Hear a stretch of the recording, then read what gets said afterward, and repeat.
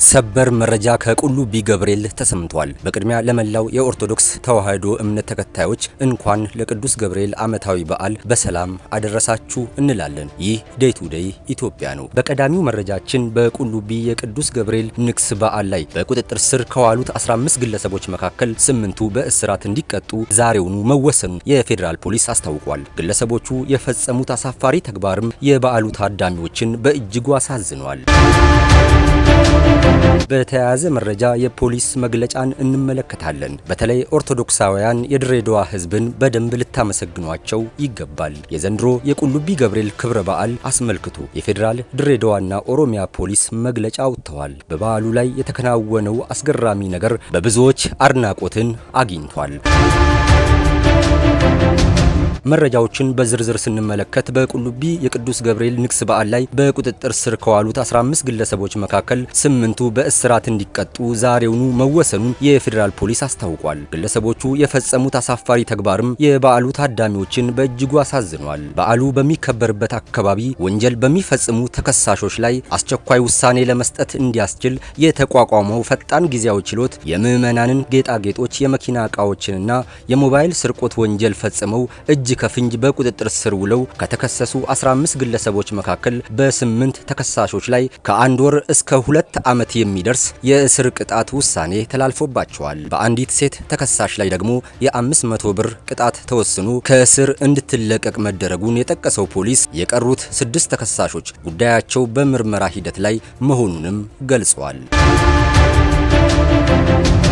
በሁለተኛው መረጃችን የፖሊስ መግለጫን እንመለከታለን። በተለይ ኦርቶዶክሳውያን የድሬዳዋ ሕዝብን በደንብ ልታመሰግኗቸው ይገባል። የዘንድሮውን የቁልቢ ገብርኤል ክብረ በዓልን አስመልክቶ የፌዴራል ድሬዳዋና ኦሮሚያ ፖሊስ መግለጫ አውጥተዋል። በበዓሉ ላይ የተከናወነው አስገራሚ ነገር በብዙዎች አድናቆትን አግኝቷል። የ2018 ዓ.ም የቁልቢ ገብርኤል ክብረ በዓል በአማረ ሁኔታ በሰላም መጠናቀቁን የፌዴራል ድሬዳዋና ኦሮሚያ ፖሊስ በመግለጫቸው አስታውቋል። ለሃይማኖት አባቶችና በበዓሉ ላይ ለመታደም ወደ ቁልቢ ለሄዱ ሰዎች በድሬዳዋ ከንቲባና በማህበረሰቡ የተደረገው አቀባበል መነጋገሪያ ሆኗል። ታህሳስ 19 ቀን 2018 ዓ.ም የተከበረውን የቁልቢ ገብርኤል ዓመታዊ ክብረ በዓልን ምክንያት በማድረግ ወደ ስፍራው ለሄዱ እንግዶች የድሬዳዋ ከተማ ነዋሪዎች፣ የከተማው አስተዳደርና የጸጥታ አካላት የተለየ አቀባበል አድርገውላቸዋል። ይህን በጎ ተግባራቸውን አለማድነቅና አለማመስገን በፍጹም አይቻልም። በዓመት 2 ጊዜ ያለመሰልቸት ወጥ በሆነ መንገድ ሰው እንዴት ይህን ሊያደርግ ይችላል? በእውነት ትልቅ መታደል ነው።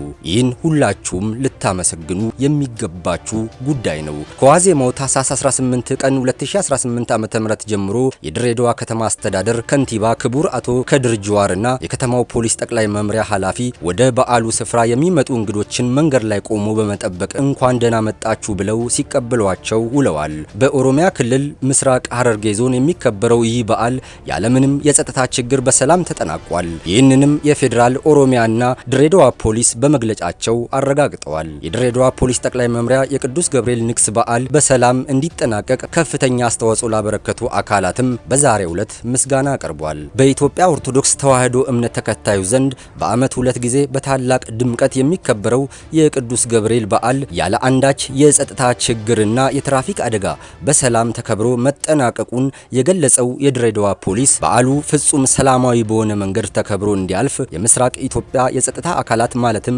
የምስራቅ እዝ የሀገር መከላከያ፣ የምስራቅ ምድብ ፌዴራል ፈጥኖ ደራሽ ፖሊስ፣ የድሬዳዋ ፖሊስ፣ የብሔራዊ መረጃና ደህንነት አገልግሎት፣ የሚኒሻ ኃይሉ እንዲሁም የኦሮሚያ ፖሊስ በጋራ የጸጥታ እቅድ በማውጣት አስቀድሞ ወደ ስራ የገቡ ሲሆን በእቅዱ መሰረት ስራቸውን በማከናወናቸው በዓሉ ፍጹም ሰላማዊ በሆነ መንገድ ተከብሮ ማለፍ መቻሉን የድሬዳዋ ፖሊስ አስታውቋል። ለበዓሉ በሰላም መጠናቀቅ አስተዋጽኦ ላበረከቱ የጸጥታ አካላት ወደ ድሬዳዋ የመጡ እንግዶችን ድንኳኖችን ጥለው በፍቅር በመቀበል ማዕድ በማጋራት ላከናወኑት በጎ ተግባርም ፖሊስ የድሬዳዋ ነዋሪዎችን አመስግኗል። በዛሬው ዕለትም ምዕመኑ በዓሉን አክብሮ ወደ ቤቱ ሲመለስ ሌሊቱ የኛ ነው በሚል መርህ የድሬዳዋ የሌሊት ታክሲ ማህበራት ለበዓሉ ታዳሚዎች የነጻ ትራንስፖርት አገልግሎት በመስጠት ላሳዩት የተለመደ የበጎ አድራጎት ስራ የከተማ አስተዳደሩ ፖሊስ ላቅ ያለ ምስጋናውን አቅርቧል። የበዓሉ ታዳሚዎችም ለተደረገላቸው በጎ ተግባር ሁሉ ምስጋናቸውን አቅርበዋል።